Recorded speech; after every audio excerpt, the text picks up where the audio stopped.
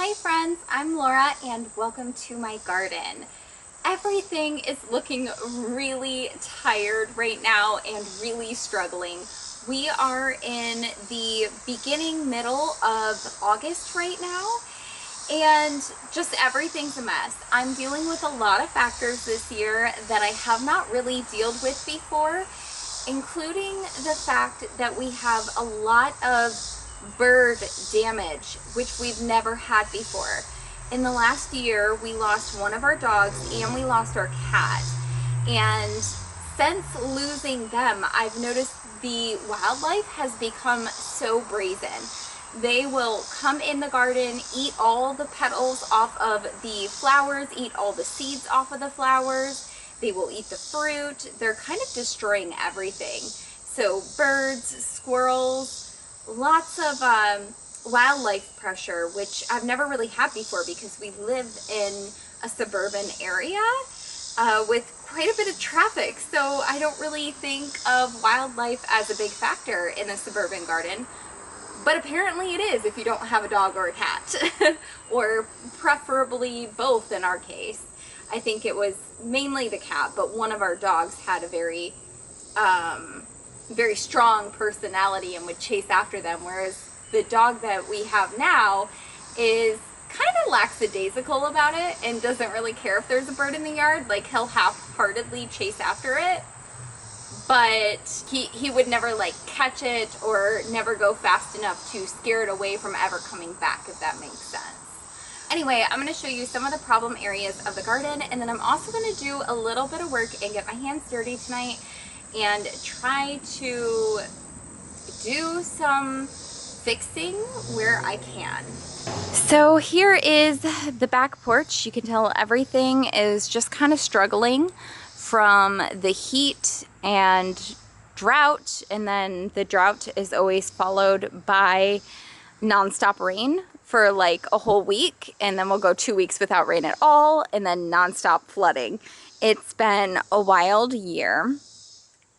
I do have some great things growing. I've got a tomato back there. I just harvested a ton of tomatoes the other day too.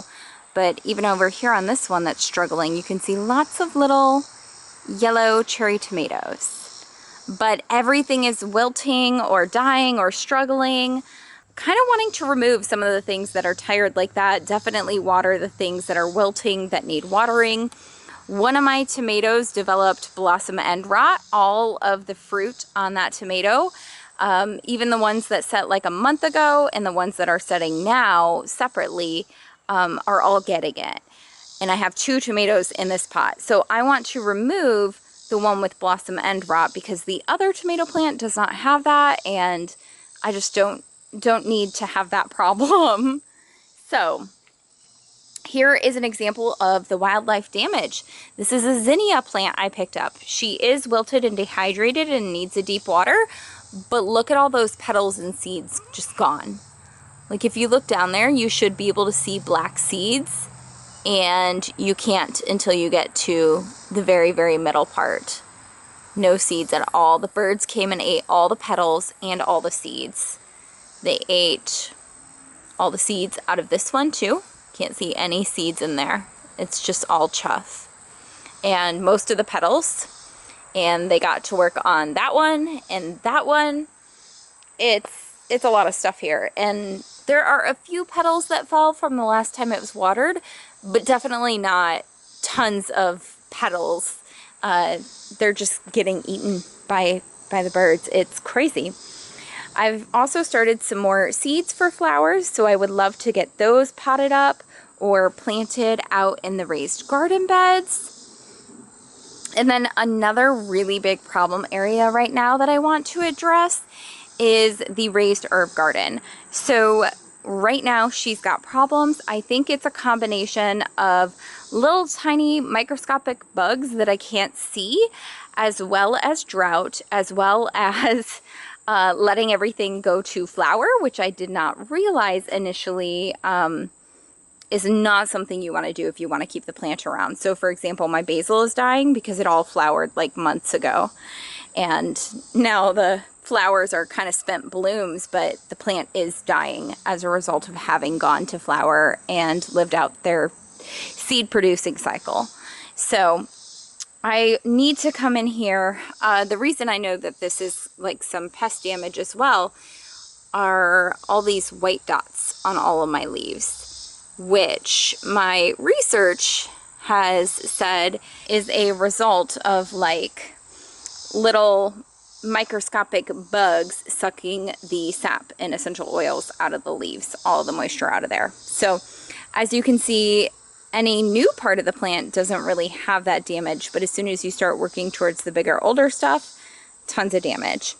And the new leaves don't stay undamaged very long. These ones, no discoloration. These ones do have discoloration, even though these are only like a month old. So I want to come in here, completely revamp this bed, take most of everything out. There's only like 2 things I think I'll leave in here, and add new soil. I also want to treat it for bugs, but I have worked all day and I'm a little bit stressed. So tonight I just want to get my hands dirty and feel like I'm making some progress somewhere. So let's dig in and get some work done. On a side note, one piece that has not disappointed me at all this year is this glorious Birds of Paradise plant. I am absolutely obsessed. It has grown so much since I bought it probably about 4 months ago. I've not had it very long at all, and it's grown like 1.5 feet. It is so tall and so beautiful and adds so much life back here and is not struggling at all compared to my other plants. So very happy with that, and let's get gardening. There are so many plants that just need to get taken out of the garden. I start by harvesting the seeds and the blooms of some of these herbs.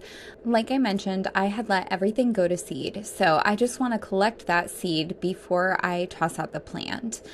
And I've got basil, I've got mint, oregano, fennel, all kinds of seeds there. So I'm going to harvest all of that, and then I'm going to toss the plants out, and I'm hoping that will get rid of some of the infestation of whatever bugs are tearing apart my plants in there, but I don't really know. I try to take an organic approach to gardening, not always, but for the most part I just try to kind of let them be and companion plant, and I use like natural organic fertilizer, Espoma stuff, and compost and that sort of thing. So I try not to spray for bugs or anything, especially if it's something I plan on eating, like my fruit or my herbs. So unfortunately, I'm not really sure what else to do about the bugs that are attacking the herb garden there. Not sure what to do on that, but if you have any ideas, please let me know. I tried ladybugs. I released ladybugs. That did not do anything. They flew away within a day, even though there were plenty of little bugs for them to eat there.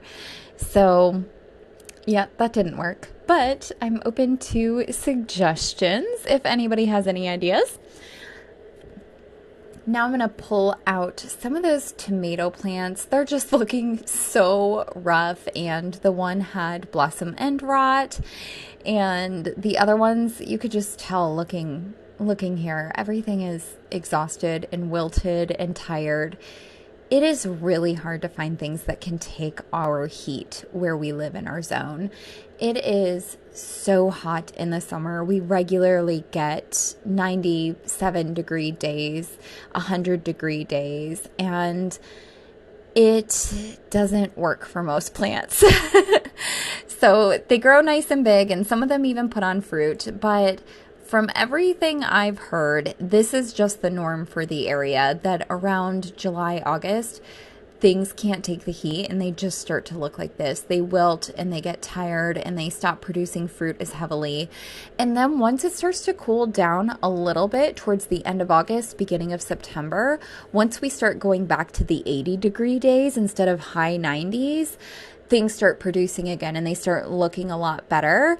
But some of the stuff is just so tired and kind of can't rebound in time at the end of the season from our hot summer.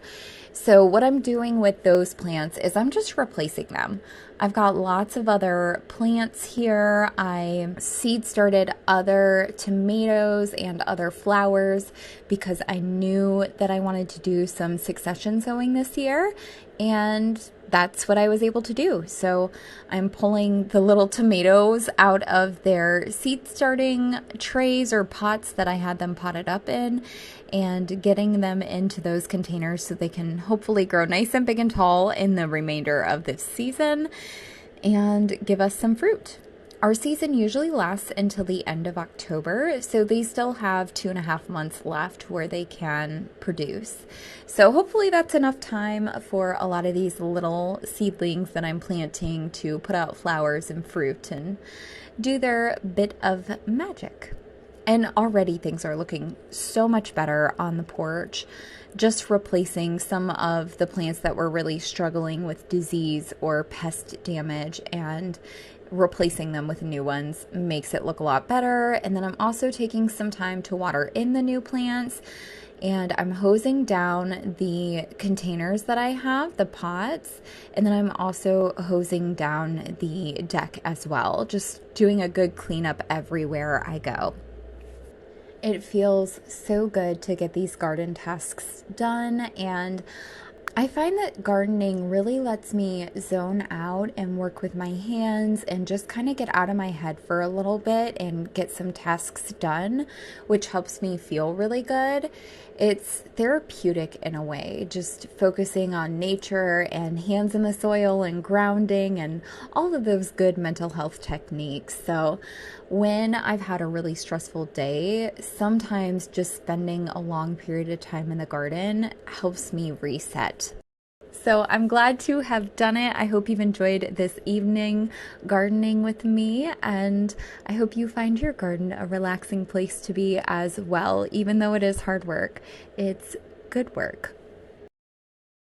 Thank you guys so much for watching. Make sure to subscribe to my channel if you want to see more gardening videos, and I will catch you in the next one. Bye, friends.